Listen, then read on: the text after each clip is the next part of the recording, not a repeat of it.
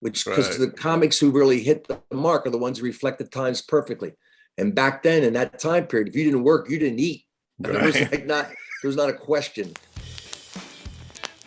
Hey, everybody, and welcome to Top Fives with Don Sill. I'm your host, Don Sill, and we got another great top five in store for you today. It's the top five comedians who ruled the 70s. The 70s was such an important and great decade for stand-up comedy, and I can't wait to get into this. Joining me today is the hilarious Rich Shydner. Because you keep asking, what's wrong, what's wrong, what's wrong? Eventually she'll go, you know what you did.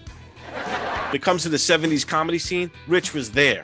Again, as always, everybody, please subscribe, like, and comment below. We want to know your top five comedians who emerged from the 70s as well. Let us know if we missed anybody or if you're not happy with who we included.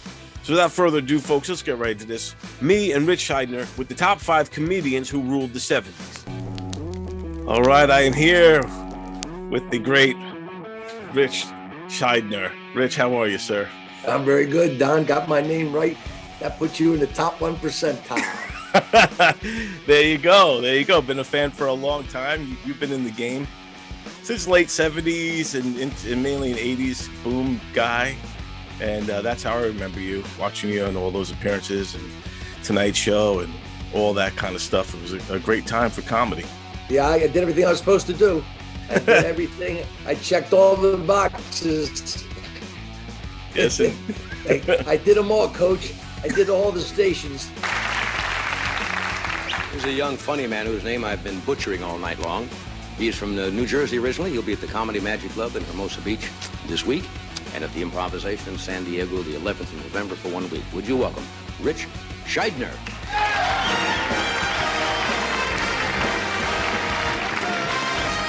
And, I had great fun. I mean, I can't even tell you how grateful I am to still even be like talking to anybody about comedy. It's something I've done, I loved before I got into it. I had no idea how to make a living when I first started doing it. Yeah. And I've made a living all these years, so I'm just kind of thrilled. 5 o'clock in the morning, I gotta get home. Tony, break my leg. Thanks a lot, guys. I'll see you tomorrow night. So you were always a fan, because now you're like a stand-up, you're still actively performing, but also you're a stand-up historian of sorts. You're really into the history and the roots and the origins. Was that something you always had, or did that come with being a part of it for so long? No, I didn't become interested in history till I became history. When you're young, Don, you just want to get up there and be funny, and I was only concerned with how to make people laugh in front of me at that moment, right? Right. But as I got older, I got a real appreciation for it, and I became friends with Phyllis Dillard. That made a big difference. She was a pioneer. She was the first female stand-up star. Yeah. In a time when there were a handful of women doing stand-up, that's all. And Right. And she was into the history of it, and encouraged me, really inspired me, to get into it.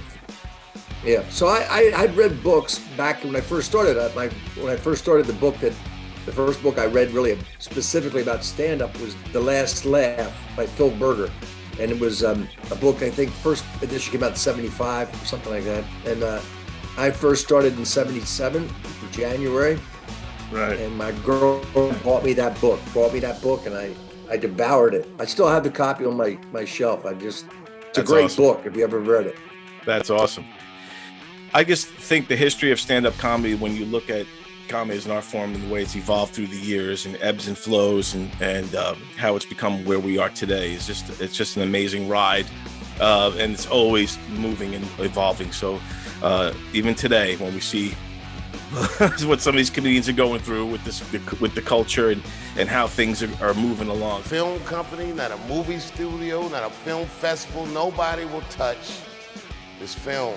Thank God for Ted Sarandos and Netflix. He's the only one that didn't cancel me yet. So and I always think also one thing throughout history is comedy is very important.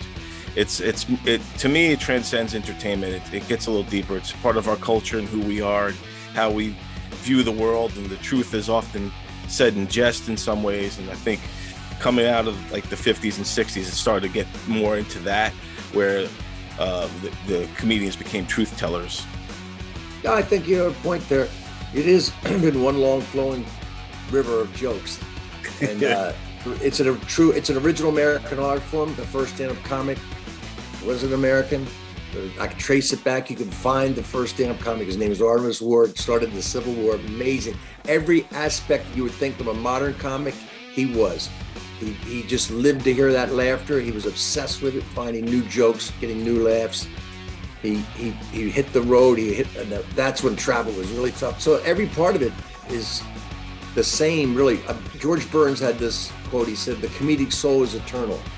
And so if you look at the personality of the comics, how they did comedy, the style they did, what type of jokes they told, that may change, but the personality of the comics really hasn't changed. Yeah. The type of person that does stand-up comedy really hasn't changed. Yeah, that's awesome. From Artemus Ward, he kind of inspired, in a way, Mark Twain, right? Not in a way, Mark Twain wrote an essay saying that when he started doing what we know was stand-up, it was completely him just doing what Artemus Ward did. Right. He had his deadpan style, right, where you act like you didn't even know you told a joke, and he did exactly the style of a slacker character, like a lazy character, which because the comics who really hit the mark are the ones who reflect the times perfectly. And back then, in that time period, if you didn't work, you didn't eat. Right. There was not a question. Man is really the most interesting jackass there is.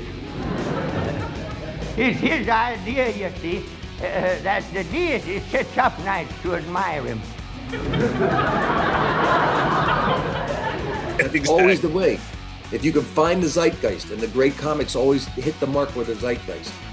I know we're going to talk about that in a minute. Yes, indeed.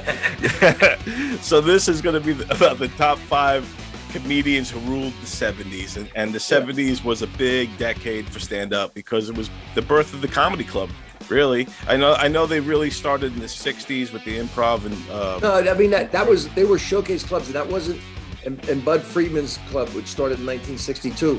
There were, singers and comics. Of course, comics are like cockroaches. Once we get into a place, we infest it. We sort of take over.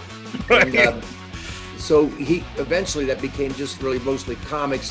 When I got there in '79, there would be like a couple of singers a night, but it was mostly comics. Right.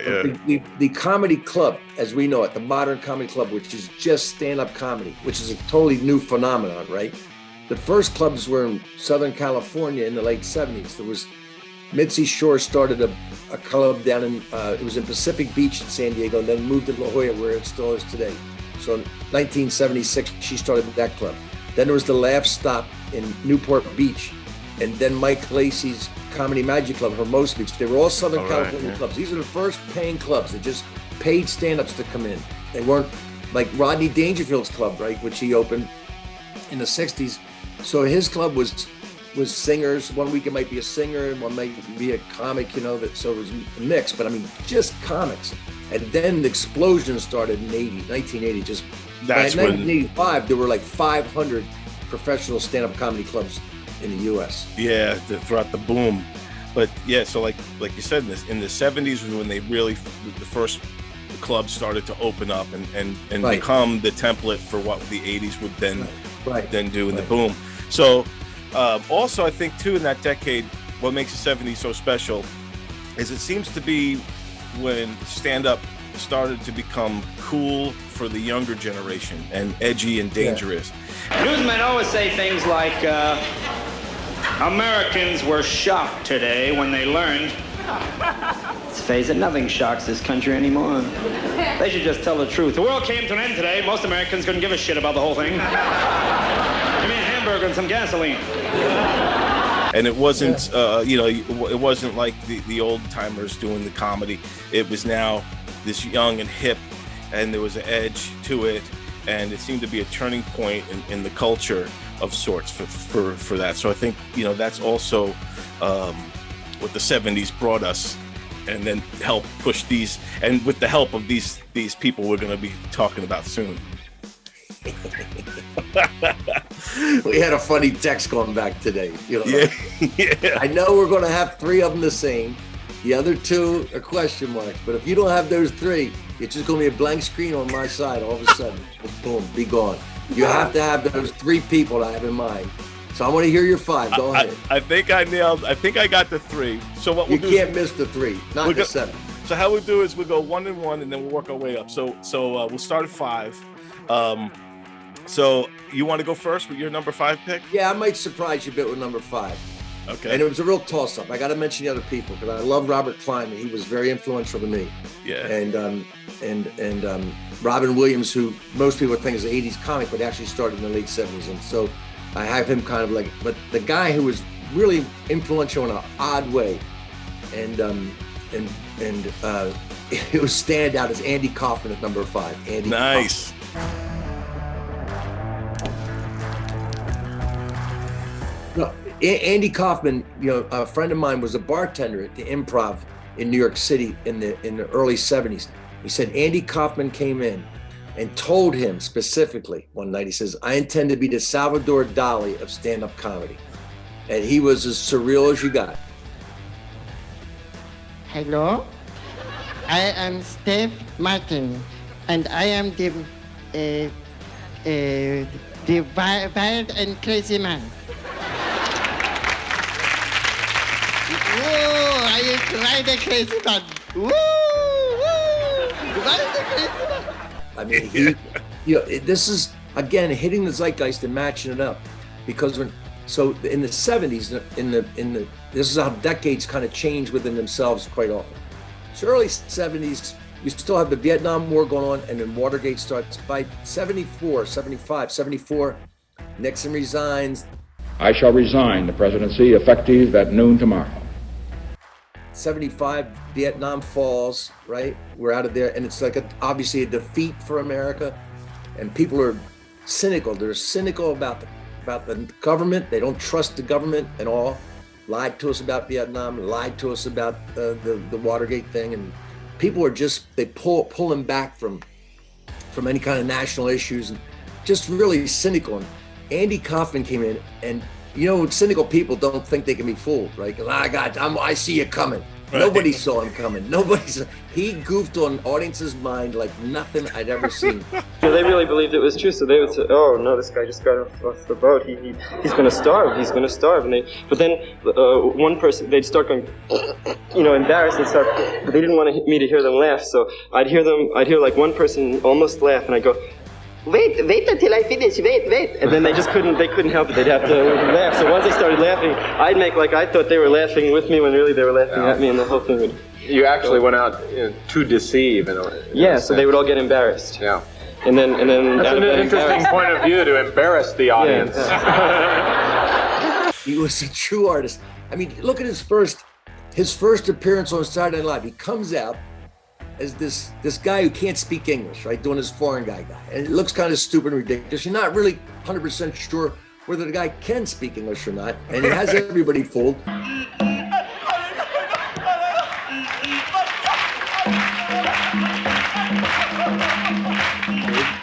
And then he just morphs into Elvis Presley, who's a true American icon, and does a dead-on spot Elvis Presley impression. And it's just out of nowhere, just completely out of nowhere. Comes out in one other appearance, and he just brings a little record player, and he has that, here he comes to save the day, that little Mighty Mouse tune playing. And he just stands there and just lip syncs like 3 words. That's it. And that's the whole routine. I mean, he was very, very surreal as he aimed to be. And he created that character, that Tony Clifton, obnoxious lounge singer, and wouldn't even cop to the fact that it was him. I mean, I know, forever. I don't think he ever did. I just came back from East. Let me tell you something. It was so cold there. How close was it? Oh, ask you. I didn't ask you. Can we start this again? I didn't ask you. I didn't ask you. I never copped to it. If you wanted to, George Shapiro was his manager, who also managed, great George Shapiro, manages Jerry Seinfeld. You had to call up the book Tony Clifton separately. I mean, you couldn't say, give me Tony because I know I'll get Andy. You'll go like, no, you're not getting Andy. This is Tony Clifton. You don't get Andy if you book Tony, right? But he was very inventive, and I think that in that influential way.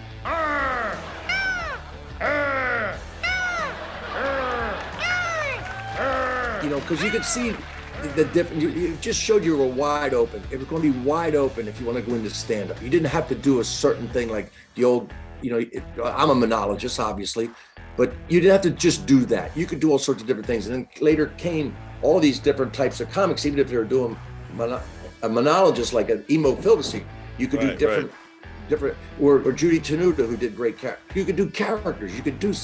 So I think he just was explosive in that way. That's what I want to say. I think he was influential in that way. I'm from Hollywood. I have the brains. That's how I win my matches. I say the bigger they come, the harder they fall. You might be twice as big as me, but I've wrestled women that are twice as big as me, and I've mopped the floor with them. He was definitely influential, and some people call his style like anti-comedy because the way he challenged the audience, and he definitely was did things differently. Like you said, he didn't stick to the playbook of what a monologist or a stand-up is supposed to do. No, and that's what made him special. And yeah, and I love the Latka character, the foreign man, and how he would fool people, especially in the early years, would completely fool and then do the impressions. This is Archie Bunker. You eat it. You go cook me some food. Eat it. It was so terrible. Okay. First, I'd like to do for you, Johnny Cash. I like to do Johnny Cash. Imitation of me? Yeah, Johnny Cash. Okay. Hi, I'm Johnny Cash.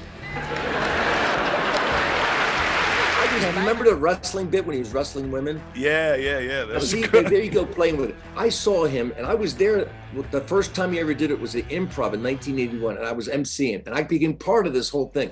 And I'm gonna tell you the short of it. The short of the story, because it's a long, funny story, but the short of the story, he comes in and he goes on stage and he makes the most sexist, like, I love women when they cook for me. That's what you should be doing, cook for me. Get out of the office and cook for me. I just want to say one thing. I don't want to, this looks like an audience full of chickens, lady chickens, hens as a matter of fact. Matter of fact, ladies and gentlemen, I am here to wrestle tonight. This is not a comedy routine. This is not a skit, okay? This is real. And he turned immediately. They loved him. He walks on the stage, they're all like, it's Andy Kaufman, you know, big star here, yay. And then in 2 minutes, they hated him. And then he wrestled a woman on stage. And then he turned a comedy club audience into a professional wrestling audience. They were booing him and hissing. They didn't even know it happened. They didn't even know they got turned into a professional wrestling audience. If you guys say to these people, hey, you ever want to go see professional wrestling? They're not going to go see professional wrestling. It's stupid. But they all became professional wrestling audience. They were booing him, cheering the good guy woman. It was hilarious, man. That's awesome. Hilarious. It was brilliant. All I'm trying to say is it takes a certain mental energy to wrestle. It takes a certain way of thinking, a certain strategy. Women, I do not think, possess this. I just don't think they do. What was Andy like behind the scenes? Like, if you know, like in the green room, or do you ever get a chance to have a conversation with the real Andy? The night that I did that, he came in with two old professional wrestlers, Captain Lou Albano and Freddie Blassie, who I knew as a kid. Wow, yeah, legends. As a kid. So I went over to them first. I was MC, and I knew I was going to bring Andy up, but I didn't know Andy. And so I went over and talked to them for a little bit. Then he came over to me and said, hey, you know wrestling. And we talked about wrestling a little bit. He said, you be the manager of the women. So that was my gig at the show, right? And I was like, I always wanted to be a professional wrestling manager, man. I thought that was the coolest thing in the world, right? Yeah. You're always cheating, hook the other wrestler when they're looking, or beat them when they're not looking, stuff like that. So he come over and he talked to me, and then afterwards he thanked me. He was, he came back like two nights later. He could not come back that night. He escaped with the prize money he offered. He stole the prize money. It was just hilarious. Right? He couldn't come back that night, but he came back, and we talked. And he was, he's a very quiet guy, a very thoughtful guy. And I talked to Bob Zamuto, who became his creative partner. And everything I heard about the guy was he was an odd guy, but he was. I remember that there was a. Everybody talks about when he was on Taxi. I used to go to this vegetarian restaurant. I'm not a vegetarian, but this vegetarian restaurant, it had great noodles and stuff. I loved it. And one night I'm in there eating, and I look over, and Andy Kaufman's the busboy. I think he did it at a couple different places. He's the busboy. And I go, I'm not going to say anything because I know he doesn't say anything, but I think he did it just to keep himself humble and to remind himself what the difference could be if he wasn't a stand-up comic, because most stand-up comics have no other life skills. You can clean up tables, or you could do stand-up comedy. there's really not a lot. Yeah, well, I mean, some people could probably do other things, but I think once you're in the game for a while, you think, I don't know if I could do anything else. You know? Right. I could drive a car. I could do Uber or something. But no matter how famous I may become from show business, I always hoped that I could keep my head out of the clouds and remain a regular human being. I don't want to go around thinking that I'm any more special than anybody else, because I'm not. I'm just a human being. No, that's really cool. He was. I didn't know the man off stage, but what I heard, and I remember him, when they had at the end when he had cancer, and the word was around he had cancer sickness, so they're going to do, and he did a tribute to him. I didn't perform on it, but I was there that night at the Improv, and they had all these people come, and I'm telling you, the place was packed with all these comedians and great comics, Robert Klein and Martin Mull, and all these great comics going up to speak about him. But in the bar in the Improv in Los Angeles, outside, everybody was talking, thinking he's going to walk in here, right, in perfect health, like it's a big goof. Right, yeah. And ever since that, people always go, is this guy pulling an Andy Kaufman? I mean, his name has become synonymous with goofing on people. Like, he was the ultimate prankster, stand-up comedy.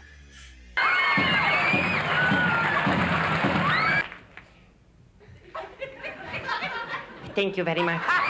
Great pick, great number 5 pick. Andy Kaufman, a true legend. My number 5 is also, a interesting one, I think. It's one of the first breakout stars to come out of like the Comedy Store era and the Johnny Carson era, and that's Freddie Prinze.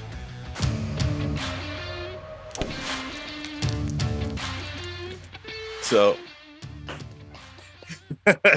great choice. I say, yeah, Freddie Prinze was one of the first to break out of that kind of generation of those young comics that coming out of the Comedy Store. It was just one. His story is kind of amazing. Just one Johnny Carson appearance, and then Johnny kept him on the couch for the duration of the show. 3 sets, I think, like 3 commercial breaks, and he kept coming back to Freddie Prinze, and he had Sammy Davis Jr. there, and they were both obsessed with him. And he came out of that within a year. He had Chico and the Man, and was a huge sensation.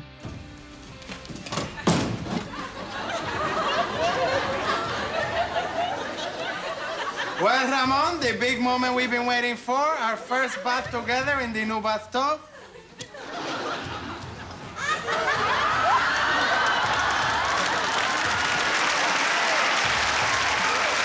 I loved the show back then, and I loved him. And then, he was fast to fame, and then fast to fizzle out with, unfortunately, with the depression and his divorce and all that, and then finally led to a suicide in 1977. Freddie Prinze, the co-star of Chico and the Man, was buried today in Beverly Hills. So it was a roller coaster ride, Freddie Prinze, but I think he embodies a lot of what the 70s comedy scene was, in how he broke. He owes it to the Comedy Club, and then he owes it to the Tonight Show. And guys love it when girls scream in bed. Please, girls, scream. Because that's like cheering. When a girl goes, oh, that's like, all right. Da, da, da, da, da, da. And then obviously to himself too, but those were the catalysts that helped him. This Puerto Rican kid from that New York. stepping stone was very typical at that time for stand-up comic. You worked the clubs in. You wanted to go on the Tonight Show. Tonight Show was the gatekeeper. Johnny Carson was it. People can't remember. There were only 3 stations on TV, and he was the only late night show, and he was the king. And so appearance could make your career. Obviously, it made his career, and he was really so polished. He was really like an old. I think that Johnny Carson and those other comics, older comics, were so enthralled with him because he had that sort of old school moxie. You just see the confidence. He just had such confidence for like a 20-year-old kid. It was just unbelievable. Yeah, he really was a wonderkind, and they had to recognize that in that 1973 appearance. I've seen that so many times. And it really is amazing the way to watch him and the way he feels. I belong here. I've been out there and I've done this thing, and I certainly didn't feel like I belonged there. I was doing it 10 years later than Freddie Prinze was doing, but he was just that way. And of course, I think when you talk about the depression, you have to add, I think, the alcohol and the drugs, because I know, the combination back then, it was Quaaludes, which is a downer, and the cocaine, and those things had to factor into it. I don't think people understood back then how much that did matter.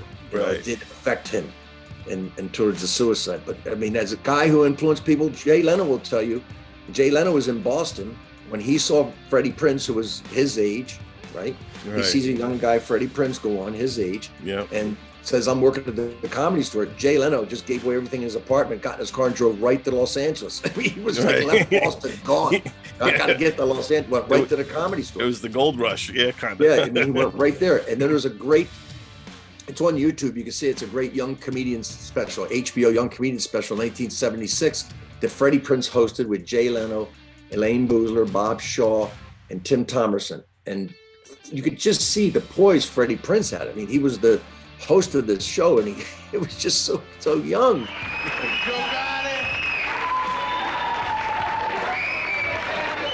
Hello.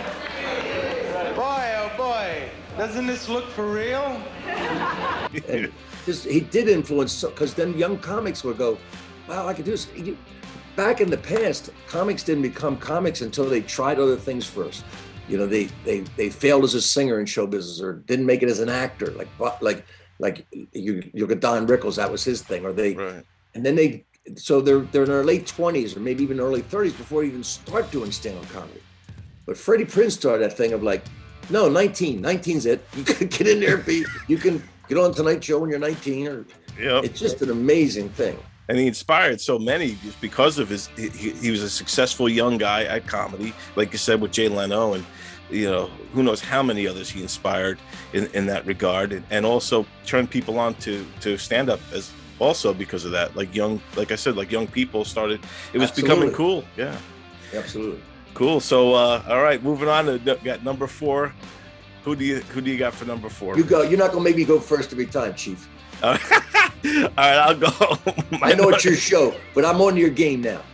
So now you go, then I'll go twice, and we'll keep going back. All right, all right, fair enough. But my number 4, to me, is a legend. I wish he did more, but for the 70s, I think he rocked it and changed the game also in a way, and that's Steve Martin.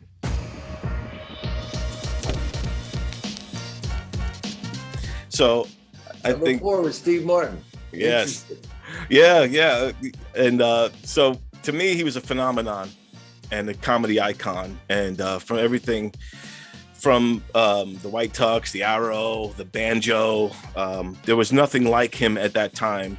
He's juggling, he's, one-liners, he's telling stories, he's singing songs, he's coming at you, he's got ridiculous things, the plumber joke. There's just so much in his bag of tricks. It just doesn't stop. And he's so original. And he's this, like I said, like this phenomenon, this force. And now I realize a lot of you people are sitting out there saying to yourself, sure, he's great. But can he do balloon animals?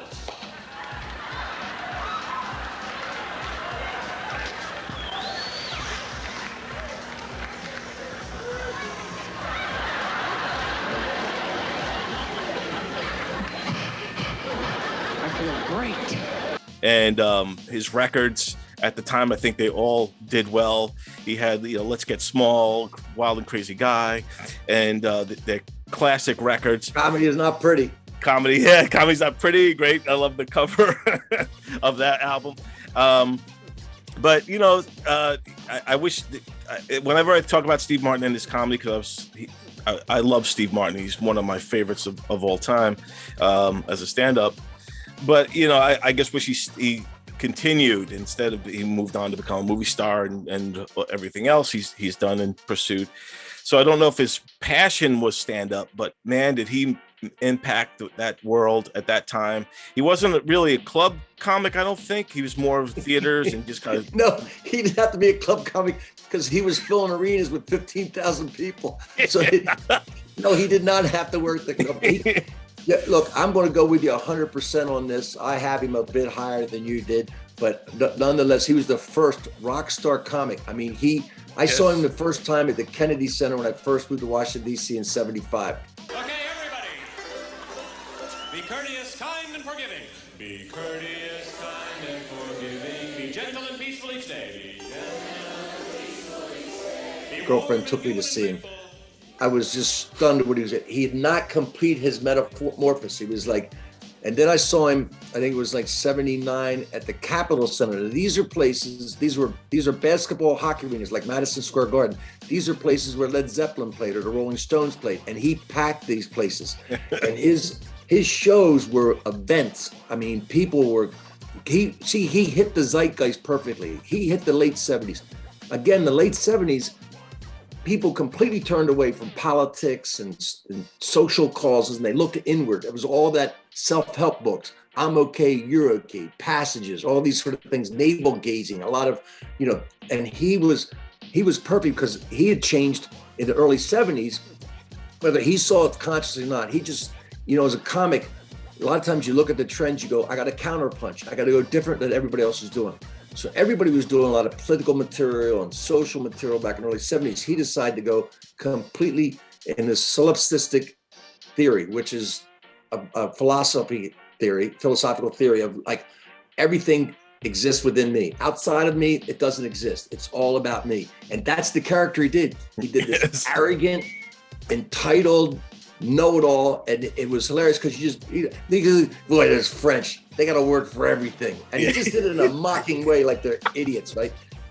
Everything he did is so hard to do because you had to have that character to perform those jokes. Yeah. And you're right, he was a one-man vaudeville show. Vaudeville, they used to throw everything at you. There'd be 8 different acts. There'd be a juggler, and there'd be a magician, there'd be a singer, there'd be a dancer, there'd be a comic. He was everything in one. He did it all. He was such a physical comic. I mean, if you're going to do 15,000 people on one of those stages, you got to fill that stage. You can't stand up in the middle and do little one-liners. Maybe Rodney could have got away with it at his height. He had played some bigger places. Right. But Steve Martin, he was so completely dominated the stage. I mean, he held the stage. He was this physical performance when he did Happy Feet or all this sort of thing. He did when he completed with that white suit, with the gray hair, the white suit. Even he's so perfect. Like, look at his 2 catchphrases. I mean, he had a great character, obviously. The character, the entitled, arrogant, know-it-all, was great. And then his 2 catchphrases, which was "excuse me," well, excuse me. Well, excuse That was really F you. That was really like, that was no apology at all.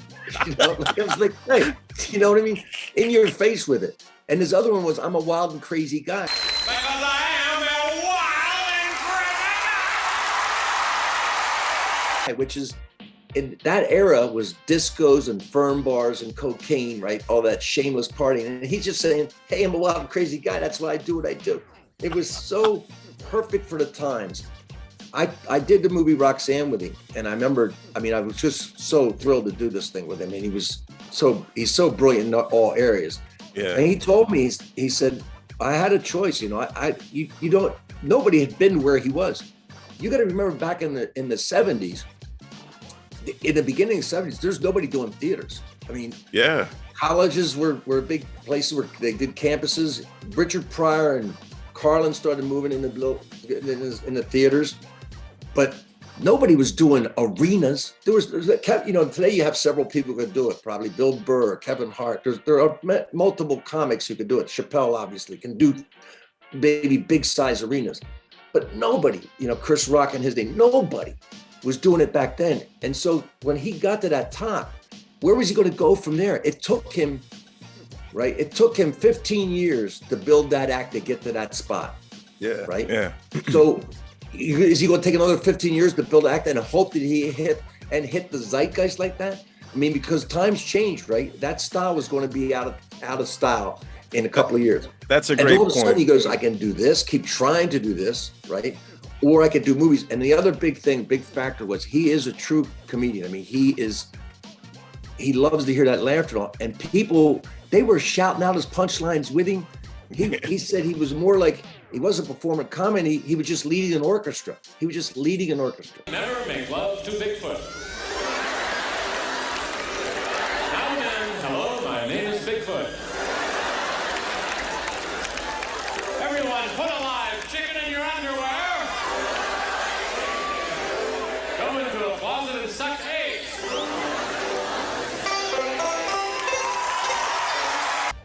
That's great. So his creative challenges, he moved them into films, and obviously he made some of the great comedies at that time. And The Jerk. He couldn't get back to that height again. I don't think there's any way, and he still does it today. If you see him with Martin Short, you'll still see a very, very funny performer. Yeah, and I think you're right. I think he got to the highest he was going to go, where if he did try to continue on, he might have only disappointed. And then, and then that could have been, so it might have been his best career move, actually, is to just jump into films. And then timing. Yes. So here we go.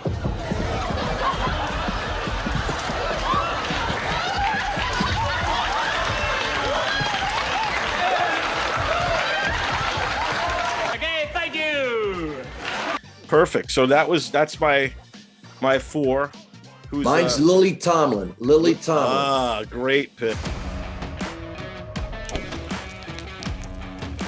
Lily Tomlin was so brilliant, and again, like she was back in the 50s and 60s. It seemed like one woman gave birth to the next one. There weren't a lot of women. It wasn't like a whole wave of women came in and did it. There was you go, well, there's Jean Carroll, and then there's Phyllis Diller, and then there's Joan Rivers, who wrote for Phyllis, and then right. So, but Lily Tomlin came in, and I think, again, reflecting the times, she was very, very much feminism was rising back then. Women weren't going to college just to get married; they were going to get a career and have their own thing going on, and she represented that very well. She was very sturdy. But I never gave up hope.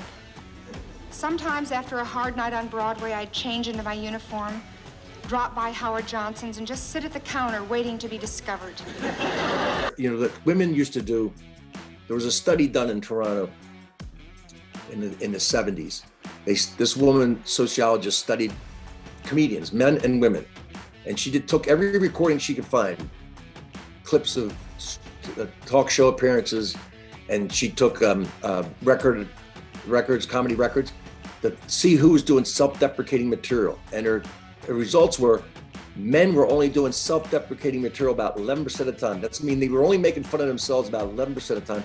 Women were making fun of themselves 65% of the time. And Lily Tomlin flipped that number completely. Because her, first of all, she did characters, and she did these beautiful characters that she lived them. You could see the respect and love she had for these characters. But when she did jokes and her monologue on Saturday Night Live in 1975, it was really all about just jokes that any other guy would do. There was nothing really self-deprecating. I worry that I have no idea how much $1 trillion is. And I worry that no one in Washington does either. Maybe the closest one she had was this great line. She goes, I always wanted to be somebody special. I should have been more specific. I thought that was a great line. But it's not really cutting herself down.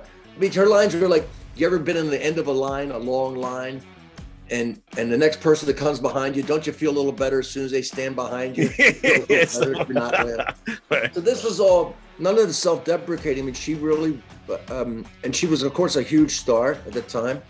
She had one-woman shows are doing stand-up. Yeah. And she was just, I think, for young women, look like she saw Jean Carroll. And Jean Carroll was the same way. When Jean Carroll was I think the first really stand-up comic monologist for sure, but her timing was off. She was a little bit ahead of her time. She wouldn't dress down. She'd look beautiful on stage. Yeah, she always dressed nice. Yeah, wouldn't do self-deprecating material, which Phyllis Diller learned from her, and so she changed so she could become a star, right? So I think Lily Tomlin said that she was influenced by Jean Carroll. And Lily Tomlin's timing was a little better. Career timing was a little better than Jean Carroll's. Now I carry a notebook which I'd concealed here in my armpit. And I just write down things. And here are some of the things I've written down. If I had my whole life to live over again, I'd do everything exactly the same. Except this time, I think I would let Tommy Ransom go all the way on our second date. And she hit that mark of feminism in the 70s and a rise of feminine power, to be quite honest. And I think she represented it beautifully and brilliantly. She was such, she had I'll tell you this real quick story. She was in the early 60s in New York. She was doing sketch comedy and improvisation and that sort of thing. And one time she was backstage with this woman, and the woman did something funny, one of the other performers. And so, an impression or something. And so I think Lily Tomlin said to her, "You should do that next time we go on stage, do that." And the woman says, no, I don't want to do that because it makes me look unattractive, and I don't want to be unattractive. And that was a thing with women, right? Yeah. That maybe held them back from comedy because, as Steve Martin said, comedy's not pretty, right? Right. Well, I think Lily Tomlin and the women that followed her have changed that, completely changed that. Where they don't mind looking a little goofy or whatever you want to call it, unattractive, to get the laugh. They're going for the laugh. They're going for the laugh as hard and as wholeheartedly as the guys are going for the laugh, if you want to put it that way. Yeah, I agree totally. I think Lily Tomlin was a trailblazer in a sense like that, and she did come around at the right time with the right message, and also she had a way of holding up the mirror to us without us realizing. You know what I mean? Yeah, those characters, exactly. Yeah. Oh my God, when she did, I can't remember the guy's name. She did that. She did a guy. Remember, this was in the 80s though. She came out and was doing she was in, dressed as a guy. Like a real suave player type guy. I can't remember the name right now. I can't think of it either. You're right. She did hold up a mirror. Now that, I think, was a tasteful presentation. Up to the high standards we have set for this program in the future. Don't you see? Thank you. So you want me to do number 3 now? You ready? I'll do number 3 now. Sure, we'll go to number 3. All right, now we're getting into it. Now the next, all right. Well, it's Steve Martin is my number 3. All right, cool. So we already covered that. The next 2 you and I are going to cover. You can't get these 2 wrong. I mean, I want to put, if I did like top 10 or top 20 stand-up comics, the next 2 comics that we're going to talk about, right? Right. To me, could be 1, 2. I still got to give you my 3, because if your 3 is... Yeah, I want to hear your 3, but I'm just telling you that. Yeah. No, I agree. I think these next 2, I think we definitely have... We already got Steve Martin together. I think... you had him at 4 and I am at 3, so I'm curious what you're going to do for 3. I'm sorry I jumped out of turn there. No, I'm curious what you're going to do for 3. Yeah, I think the top 2, I believe we're going to be the same for sure, just thinking about it. But you mentioned him earlier. I know who you're going to go with. Yeah, I'm going with the great Robin Williams.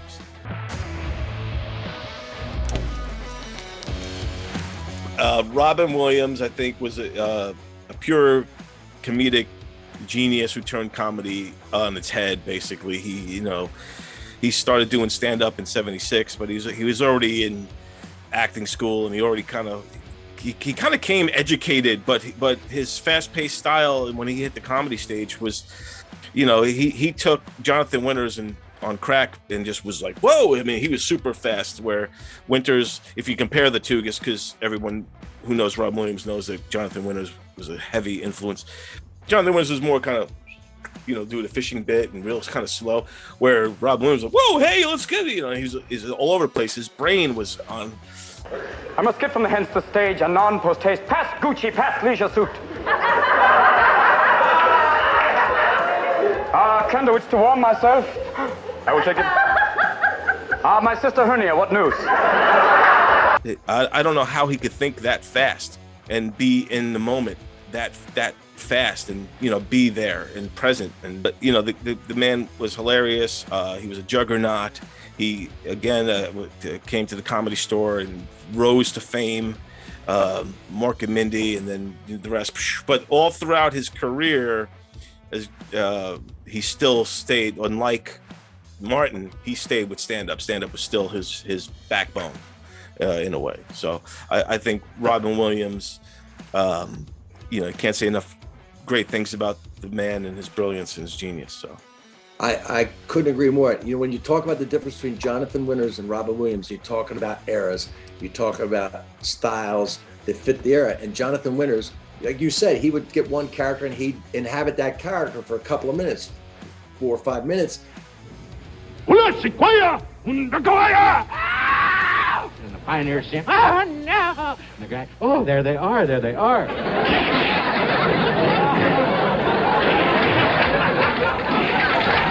Because back then in his time in the 50s, people read books and people watch TV with 1 of 3 channels, and they'd sit there and watch the same channel all night long rather than get up and change it. And there was a different pace to society. Robin Williams was the first remote control comedian. He really matched the society's ability to digest things very quickly. The people were flipping the channels a lot. If you watched Robin's act, it was like a channel flipping going on. He's talking about skiing 1 minute, and the next minute he's talking about chalkboards, and then the next minute he's talking about the weather, and then he's talking about so it's just one channel flipping. And that's a great way to put it.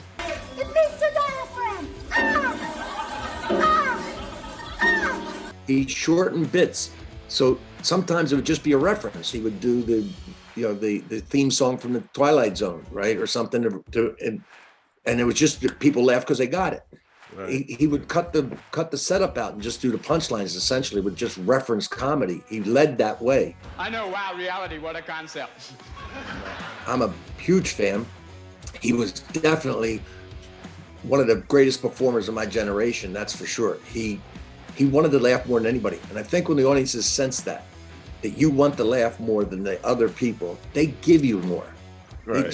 You could feel that need with him. And it was palpable. You could feel him wanting that. He would just go at it so hard, harder than anybody else.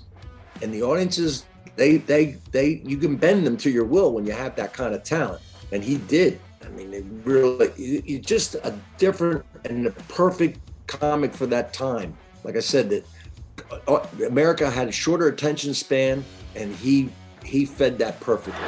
Now our feature, the tiny purposes. We have realized by translating what the purposes are saying, we must slow down their speech to understand what's going on. Example? Patata! Patata! We slow it down. I'm not a tuna. I'm not a tuna. He still was to make it all look like it was improv. It was not all improv.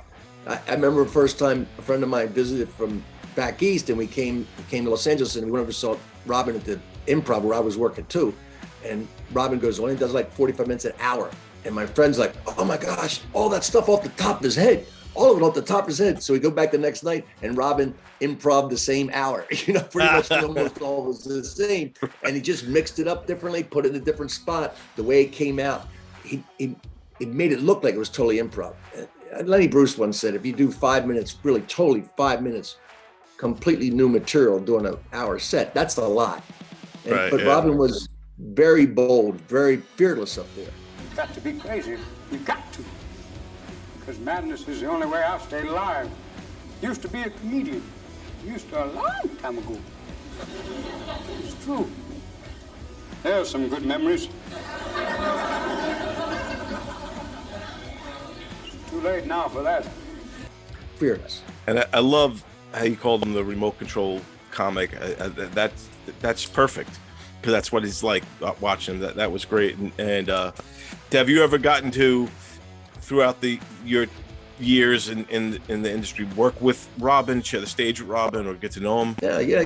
But I didn't open for him, because I don't know who had opened for him on the road or anything like that. But I was hanging around the Improv in New York. That's where I first met him back in 1979. Worked with him at the Improv in LA, the Comedy Store in LA. I mean, I'd see him around. We shared some party favors from time to time back in that day. Yeah. But he was a nice guy, really. But he would go for the laugh anytime. I remember one time I was driving my car. I had like it was a 62 Chevy convertible. Nice. And there were always a bunch of comics hanging out in front of the Improv on the sidewalk on Melrose. And I'm coming down the block and I'm going to go past him. Robin's on the corner. Sees me come by. He runs and jumps on the hood of my car and like lays there like I hit him, like he's just hanging off the car, really. And we drive by him. So I drive down real slow and I go, get this body off my car. And he just laying there. He just, everybody's laughing. I mean, he just hops off and goes to the club. He would do stuff off stage. I know there's so many different stories about him, but he would do funny things off stage. He was just, you know, he needed an audience of one. That's all. He just needed one person to laugh. Oh, Mr. Williams. Elmo. What are you going to do with that stick? Oh, there's lots of things you can do with this stick, Elmo. Maybe it could be like a baton. There you are, conducting a full orchestra. Thank you, Madonna, for that lovely lingerie melody. I better go back. We'll never be able to do that. All right, so now we're at number 2. This is when it starts to get good now. Who do you got for number 2, Rich? Well, this is a toss-up between, I think, 2 of the greatest of all time. I'm going to go with number 2, George Carlin.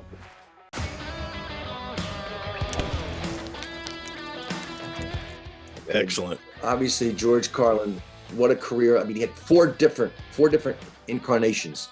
The button-down mind, Bob Newhart style in the early 60s, then, of course, the long hair hippie style. I mean, he walked away from a successful career in Las Vegas. I mean, he remarked on stage, I think it was the Frontier, one of those casinos. He said, I think it was around 1970. He just was like, he'd had it. He'd really had it, playing for the jacket and tie crowd. And it really wasn't fitting him anymore. And I think he said something like, look, it's I can't say shit on stage, but I smoke a lot of it. You know? And so something of that joke. And he just got fired and he was done. He was making, they're now walking away from a very successful career, making a lot of money.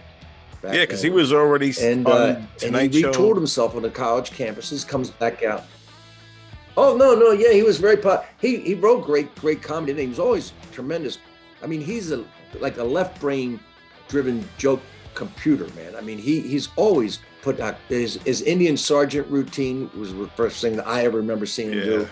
Brilliant all the time. The fabulous wino, the whole thing. Welcome to the Willie West Show here on Wonderful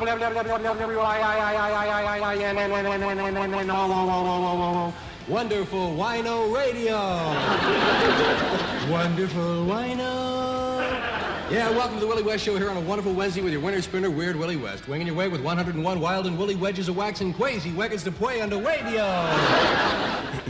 He came back out with the Class Clown album in 1972. With specifically the 7 dirty words you can't say on television. It was explosive. It was it was shades of Lenny Bruce, if you want to say it, but his deconstruction of language, it's amazing. He was tremendous. And then he changed it 2 more times. He became an observational comic in the 70s and late 70s and 80s. And then he became the Angry Sage later in his life. He was just a brilliant, the thing that if you go like everybody's got a chink in the arm or whatever, you will watch him. He was a tremendous social critic, but you didn't know who George Carlin was off stage. There are words that we don't stop and inspect too often. Kit and caboodle. Have you ever tried to buy a kit and caboodle? You can get a kit, but they're all out of caboodles, man. It was never like talking about his wife or his daughter. He had a child. There was nothing of that family stuff. There was none of that kind of, he would observe other people and observe it, but he didn't get anything from him personally that way. Now, he was so brilliant, you had to give it up. I mean, it was just that way. He was so brilliant. But I have him at number 2, and you know who's going to be number 1 because I've only looked at that. You know who it is. You know who yours is. I know yours is. You're either going to have him 2 and 1 or whatever. Yeah. But you can name either one you want. You can talk about Carlin right now if you want. Tell me what number you had him at, and then we'll talk about who else we have to talk about. Yeah, I think we both agree here. Unless you're going to say Steve Henderson's your number 1. I don't know. No, I got George Carlin. He's my number 1, but I'll talk about him now because Carlin is my favorite comedian ever existed. I love the man. He was one of the first comedians I've ever saw perform comedy. My father actually let me watch it when I was a kid. It was like his first. It was the 7 Dirty Words, but he did it on like a Showtime special, HBO special, something like that. HBO. He did all HBO specials. I mean, he started doing them. And they made. In fact, I forget who it was. Whoever was the head of HBO at the time asked him to do that piece again on his, I think, his first HBO special. Yeah. Shit, piss, fuck, cunt, cocksucker, motherfucker, and tits. That was my original list. I knew it wasn't complete, but it was a starter set, you know? That image of him in that special, he's wearing the blue shirt and everything. He's like, there's more words to describe dirty words than there are dirty words. It's rude, crude, and all that. That's Carlin in my mind always, like that Carlin.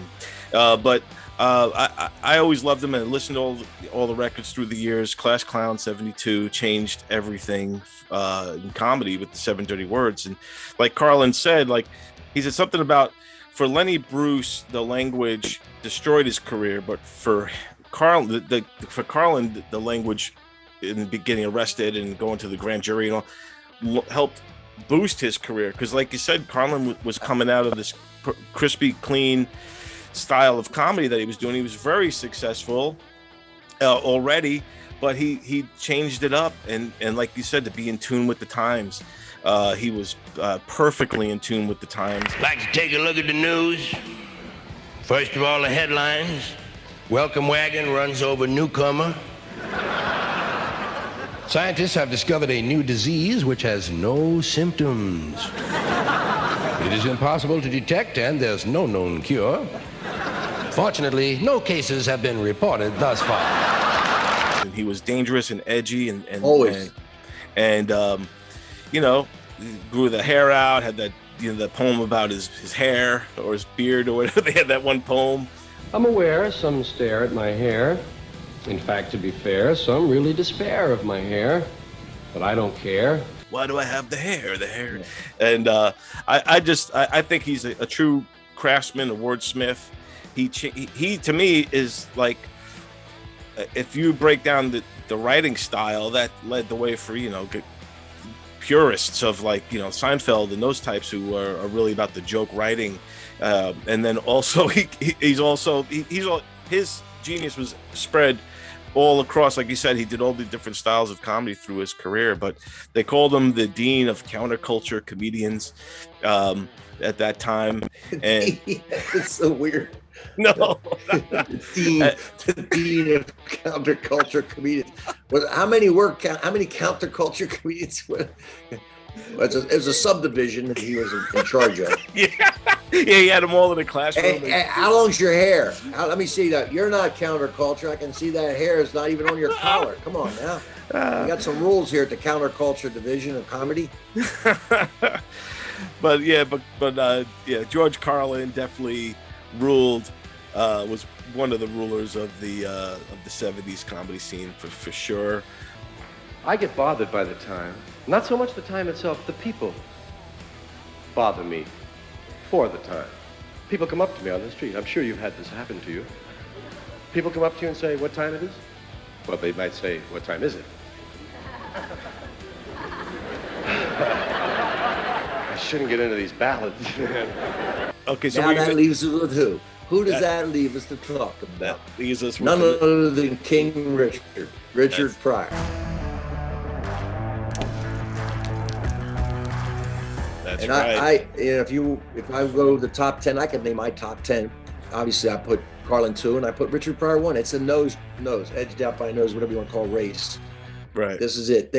You ever want to see a great TV appearance on Johnny Carson? Go on YouTube. 1981. George Carlin and Richard Pryor are the only two guests. They kind of grew up together. They were almost the same age. I think like a 3-year difference or something. They were very competitive, but very much respect and love between them. But I would like to bring you up to date on the Comedian's Health Sweepstakes. As it stands right now, I lead Richard Pryor in heart attacks 2-1. I am ahead. That's right. Now, however, Richard still leads me 1-0 on burning yourself up.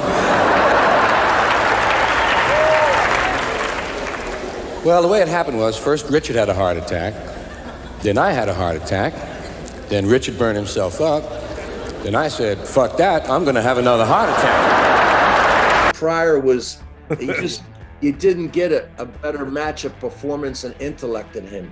You know, there's two aspects of being stand-up comic, right? It's the writing, obviously, which we all respect. If you're talking about somebody who's a comic is because they have that special thought process that other comics go, gee, I can't get to that. But that's a comic, right? It's always the writer.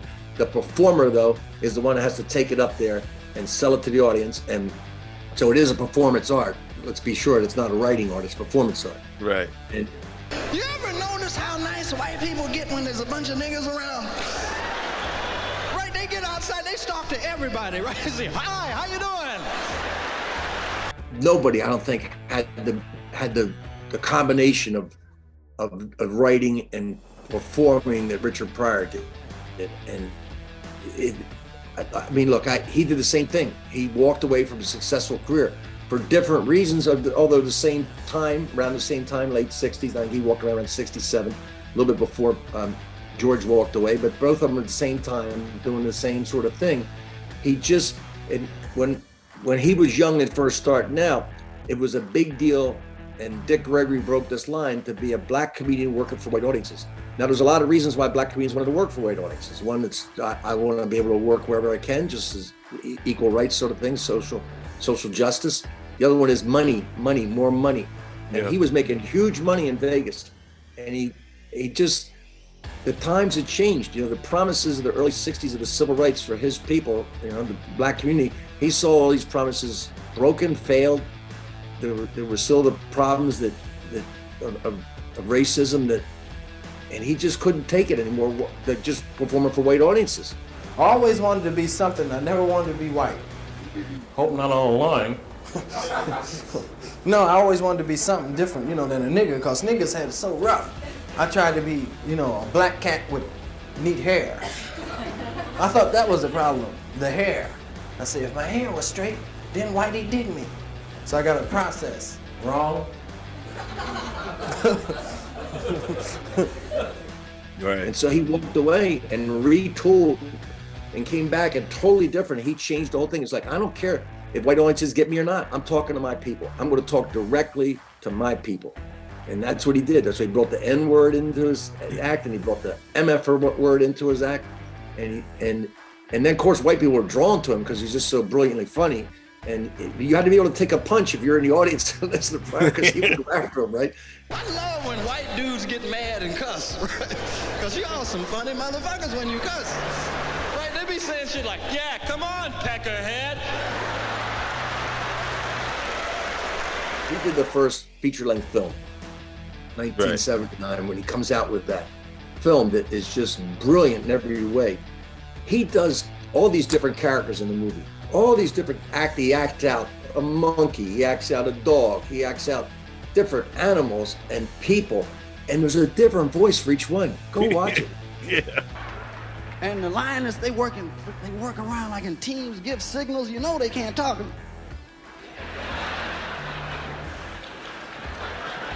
And the buffalo saw one of them, right? And he tipped away from the rest of the herd. What was it?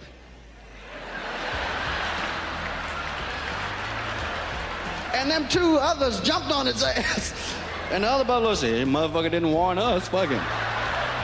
And you know how the buzzards circle in the movies? These motherfuckers drove up in a truck. Talking about what it is.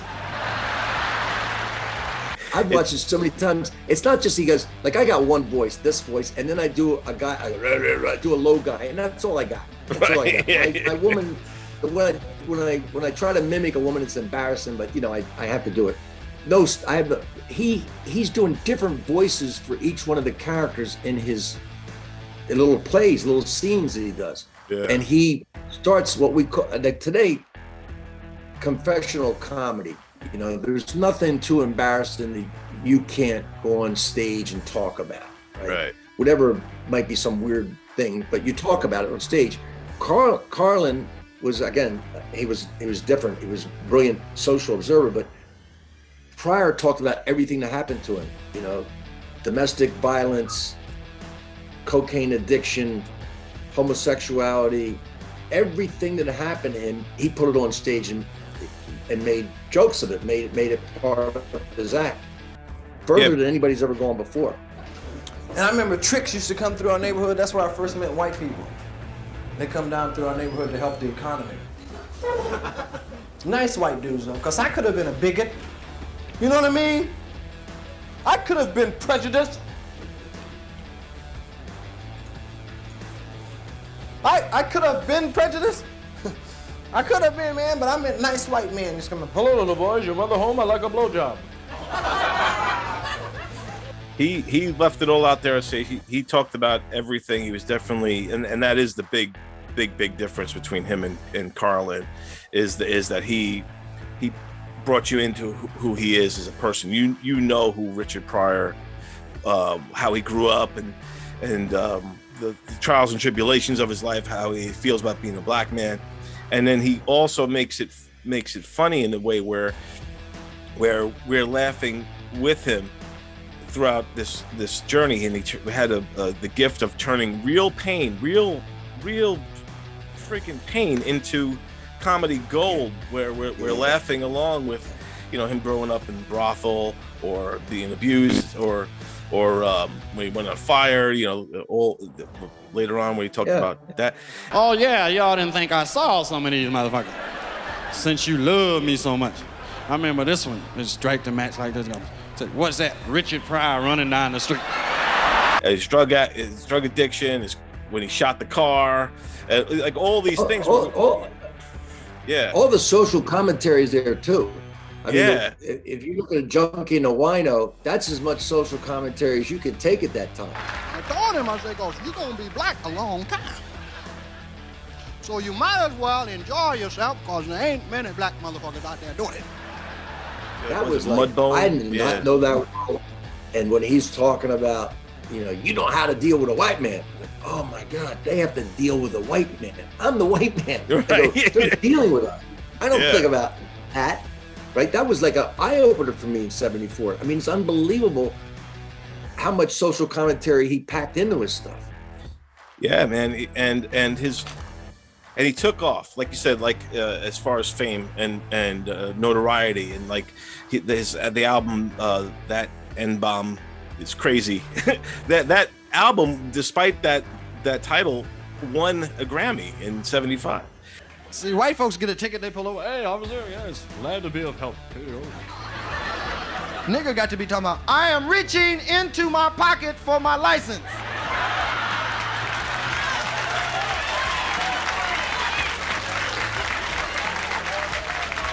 Because I don't want to be no motherfucking accident. So, it just shows you that he transcended everything. He had a personal problem, is that he sold all these tapes he had to a coke dealer. Obviously he was low on cash, and then every time one of his regular, I don't know, Warner Brothers, I think was distributor for his albums back then. Every time they put out an album and won a Grammy, these other guys would put out like a bootleg album. They weren't bootleg; they were Richard Pryor albums, but he couldn't stop him. He had to try to get his material back. But he was, the way he moved on stage physically, the way it was as athletic as you can get to be a performance. I mean, he embodied these things and creatures and people, and I can't imagine how, when you watch that, you could see at the end there, he has put it all, they'd say about a player, he left it on the field. Yeah. I mean, you could see at the end of that movie, the first one, Richard Pryor Live, he left it all out on the stage that night. I mean, it was out there. He continues to inspire generations upon generations of comedians with that style. There's a raw honesty, hilarious views of himself and the world around him. Look at today, when people go, they don't have to try to appeal to everybody, just going to talk to their people. You can be a comic that just, if I'm just going to be the Filipino comedian, I'm going to appeal to that. I'm going to be the clean Christian comedian. You can appeal to just different segments if you want to just talk to your people. And Pryor led the way on that. He just I don't have to have everybody. I don't care if I have everybody anymore. I have to be honest to who I am. And I think you see more and more comics being honest who they are on stage. And I think he led that too. You remember last summer when them 15 police got that crazy nigga? 8 or 9 of them got fucked up? That's me. You hit me, I'm gonna bite your dick. All right, so now we have this fantastic list, and we have to break it down to a final 5 now. So we have 3 already we agreed on. So we agreed just like we thought we would agree on. I don't know if this is the same. That's 3. Absolutely. We just had a little bit of difference in where you rated them, but Right. we have Richard Pryor, George Carlin, and Steve Martin, no doubt. So Richard And Pryor. I'll tell you what I'm going to do. If you allow me to include Lily Tomlin, I'm going to give you your Robin Williams. I think that's the 5. That sounds great to me. That sounds like that's a fantastic. I mean, yeah, you can't argue with those talents because none of them are, they're all huge. This superstar list is amazing. So we're gonna. That sounds great to me, and I agree totally. I think that is a solid top 5 list. So how we could put this in the order is we can go Lily Tomlin, Steve Martin, Robin Williams, George Carlin, Richard Pryor. I couldn't argue with that ever. I mean, you could quibble about anything you want, but I mean, I've seen Lily Tomlin live. Obviously, I've seen Robin live. I saw Carlin live a lot. I saw Pryor, but it was Pryor after the fire, so that's a different Pryor. So I'm not going to say I saw Pryor this one. Right. So I saw Steve Martin live. I saw him twice back in the day. So I've seen them all except for Pryor in his prime. Obviously, there's buku video, so much you can watch of them. I can't argue with any of it. That's a great. It's been a pleasure. It's really been a pleasure because that's so fun. They're even fun today to text back and forth. I'll quit the show if you don't have my 3 in there. Yeah, you put the pressure on, but I know. Look, I knew you couldn't miss them. I mean, you couldn't do 70s without those 3. Yeah. But I loved that you brought Robin in. I kind of had, it was like Robin. I wanted Andy Kaufman. I liked him. I was going to go a little different. I always looked at Robin as more of an 80s guy, but you're absolutely correct. He really broke out in the 70s, and what he did was radically different. And whatever he did, I mean, I saw him perform for many, many years at the Throckmorton up in San Francisco, Mill Valley. They had this little theater, and he'd come in there and perform all the time. And he's still, it didn't matter if he was improv with Rick Overton or somebody else, or if he's just doing it by himself. He was always churning, looking for something, churning. Yeah. Unbelievable. And a great guy. Excellent. It's a good choice. Thank you for bringing him. Oh, yeah. Correcting me. Well, I'm so thankful that you joined me on this one, Rich. This is an honor for me to have you on the show, and tell people how they could find you and get your book and read some of your stuff, and also catch what you've got going. I don't have a copy of my book here, but I'll send you a copy if you want. You text me later. Text me your mailing address. I'll send you a copy. It's Kicking Through the Ashes. Is my book. Also did a book called I Killed with Mark Schiff. It's on Random House. Both of those are available on Amazon. I read I Killed. Yes. Right. I read I Killed. And so I'll send you a copy of my book if you'd like. And love that. And you can get me on richshydner.com. RITCHSHYDNER.com. And I'm doing this stand-up history show. That's what I'm doing. A history of stand-up. And so that's what I'm really into doing right now. So I'm enjoying that. Thanks. Yeah, you are the best. I appreciate that. I read I Killed a while ago, a long time ago. Great book, man. All the stories in there. Really fantastic stuff. I learned a ton, and I'm looking forward to reading this book as well. So yeah, I'll definitely send you my info in a little bit. I appreciate it. Okay, pleasure to send it. Rich Shydner, everybody, the great man himself. Thank you, sir. Well, there you have it, folks. That's the top 5 comedians that ruled the 70s that me and Rich Shydner came up with. Hope you dug it. Please let us know your thoughts in the comments below. Until then, we'll see you next time. Peace.